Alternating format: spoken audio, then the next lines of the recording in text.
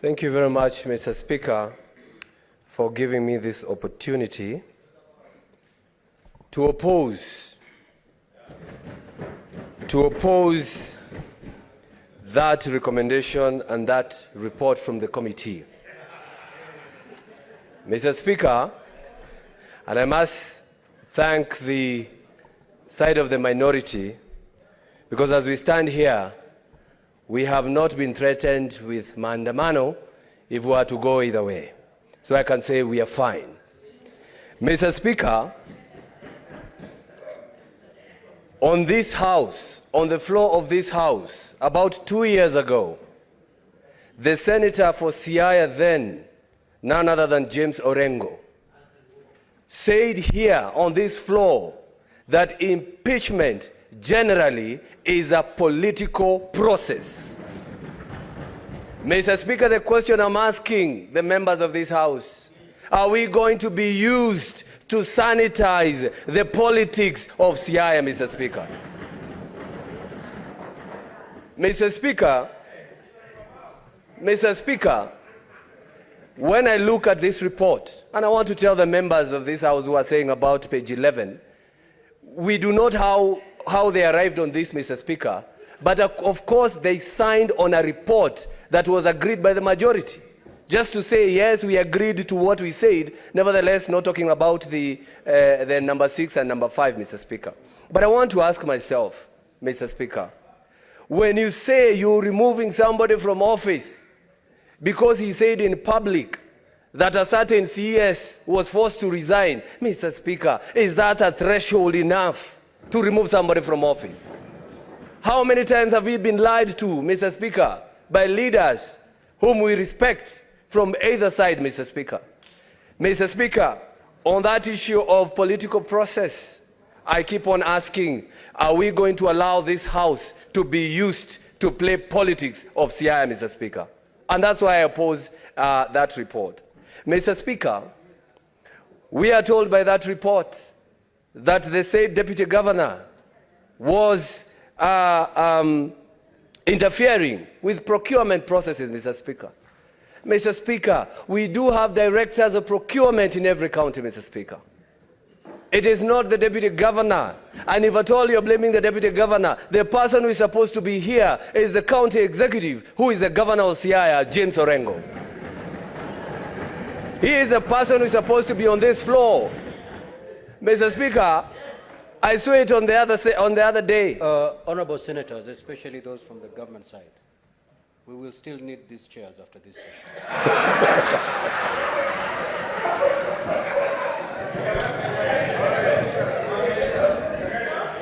Thank you. I think I still have my 1 minute.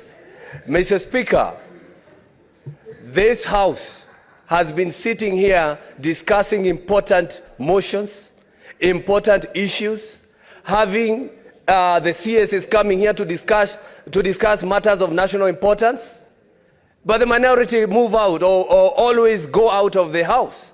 They are now here, Mr. Speaker, just to kick out somebody because somebody said a certain county secretary was forced to resign. Mr. Speaker, is that what we want this Senate to go down as? A House that discusses irrelevancies? Mr. Speaker, do we want this House to be taken as a House that only discusses on removal? That's why their side is full, Mr. Speaker. Look at them. Beautiful. They are here. Mr. Speaker, look at them. Look at them. Look at them, Mr. Speaker. But when we are discussing issues of the county the national importance, they move out. I ask them to move out even now. Go, so that's Siaya. What is your point of order, Senator Eddy? Senator Eddy, what is your point of order?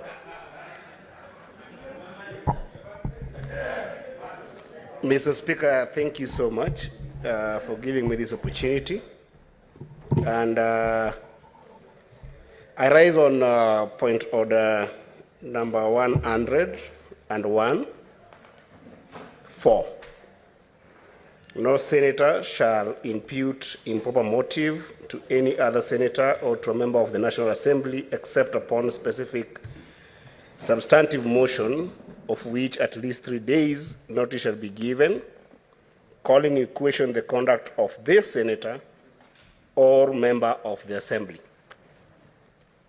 Mr. Speaker, as I talk about that point of order, Mr. Speaker, let me first of all extend my most sincerest gratitude to you for your empathy beyond sympathy that you have accorded me in this last week that has been excruciating in the hospital, and other senators who have also been very supportive. I know Senator Cheriot was just joking, but he's my captain in soccer and he has been very supportive during my time of surgery. I actually left the hospital this afternoon, Mr. Speaker, and on very strong painkillers to go through this process. And it's very disappointing to hear the Senator of Kiambu imputing that the minority side, the senators on the minority side, are the one who have brought this case to this House. That the senators from the minority side are the ones who have come to the floor to prosecute the deputy governor of Siaya. I have been following this entire process, and I have actually been very keen not to even call members of the committee to check on them because of the honor and dignity that we give this House. Mr. Speaker, is it in order to reduce this debate to an issue of minority versus majority? But most importantly, is it in order for a senator of Kiambu to suggest that it is the senators from the minority side who are demanding for the impeachment of the deputy governor of Siaya? And Mr. Speaker, can he actually be able to give that evidence, alluding to all these honorable members who I think that in this House are just as honorable and as reasonable and as passionate and committed to the Constitution, the same way I am seeing the honorable members from the majority side, who I really, really respect. Mr. Speaker, I will request you to rule on that. Now, honorable senators, you know, if we avoid these issues, we can prosecute the business before us so well. Now, Senator Karungo, the senator who spoke and contributed to this motion from the minority side is only Senator Enoch Wambua. We don't know, at this juncture, we don't know the rest, whether they are supporting or they're opposing. So to make a blanket statement that the minority has a position and therefore impute a motive, I think to that extent, Senator Karungo, you are out of order, and proceed to retract that statement, the statement that referred to the minority side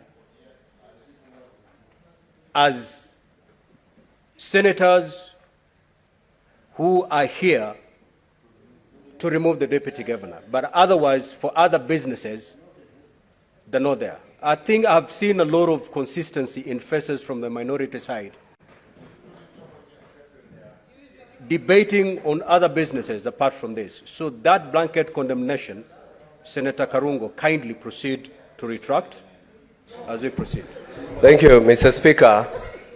All I wanted to show is how important this motion is, that even the senator who is raising a point of order, he came by ambulance to show. I'm just trying to show you how they take serious some of these issues, Mr. Speaker. Senator Karungo. That will come out of the hospital, Mr. Senator. Speaker. Order, senators. Have a seat, Senator Karungo, please. Now, this matter before us is very crucial. I will be at pain having you watch these proceedings from the lounge. So you help me. Will you be orderly? you'll all be in this chamber to the end. The way we are moving, we may end up going to voting with very few of you. Kindly, Senator Karungo, I have ruled you are to stand and retract that statement, not to explain yourself. I have ruled on your statement.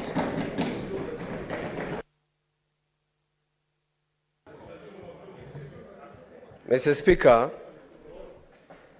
I really respect the chair. And of course, I cannot argue with the chair. So I retract what I had said for me to prove a point later on. As I conclude, Mr. Speaker, I think I had a minute because I was interrupted. For me to conclude, Mr. Speaker, the grounds for removal of either a governor and a deputy governor are well put in Article 181 of our Constitution, Mr. Speaker. And it talks about gross violation, talk about abuse of office, physical, mental incapacity, and of course, if the deputy governor has committed a crime, Mr. Speaker. When we say... Senator Sifuna, what is your point? I hope I save my minute again, Mr. Speaker. Can you save the time remaining for Senator Karungo so that he can have his... Mr. Speaker, there is something that my colleague from Kiambu has said that I believe cannot be allowed to stick. He must also withdraw the assertion that, in fact, we have been refusing to attend certain sessions. It is... Mr. Speaker, I rose up. Please, Mr. Speaker, protect me. I would want that we refer to standing Honourable order. Senator is on a point of order. Thank you, Mr. Speaker. He must. Mr. Speaker, pursuant to Standing Order 103, we are not allowed to be discussing matters that are the subject of a court proceeding. It is a matter of record that, in fact, the reason the minority side does not attend sessions including foreigners, strangers to this House, is because we have filed a suit on principle objecting to the presence of cabinet secretaries in the Senate. Mr. Speaker, as you are aware, the minority side are the plaintiffs, and the clerk, as a representative of this House, is a respondent. Mr. Speaker, therefore, for him to cast aspersions on us, discussing a matter that is before court, he knows the reasons why we don't attend on Wednesdays. And then he wants to come and tell us here that somehow we choose which business to come and attend and which one not to. Mr. Speaker, I believe that he needs to withdraw those particular sentiments as well. Senator Sifuna, I'm afraid I'm going to overrule you. That does not amount to a point of order. Proceed and conclude your intervention, Senator Karungo. Thank you very much, Mr. Speaker. Instead of... anyway. Mr. Speaker, I was talking about Article 181 that gives the grounds for removal of anybody from office. Gross violation of the Constitution. Mr. Speaker, governor has committed a crime, abuse of office, and of course, physical and mental incapacity. Mr. Speaker, all those laid grounds by the Constitution, we cannot say just because the governor, the deputy governor, gives some information on political platforms that they are subject or they can be used as a basis to remove him from office, Mr. Speaker. Sometimes, some people talk just the way we are talking here, and I'm told to retract. Tell the deputy governor to retract if at all he said that, and people continue working. Would you remove me from office because I said they don't come on Wednesdays, Mr. Speaker? I'm just saying what is supposed to be said. Thank you very much, Mr. Speaker, and I do oppose. Senator Oburu.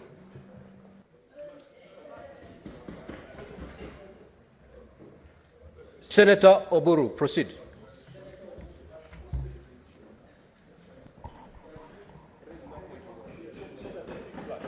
Oh. Okay.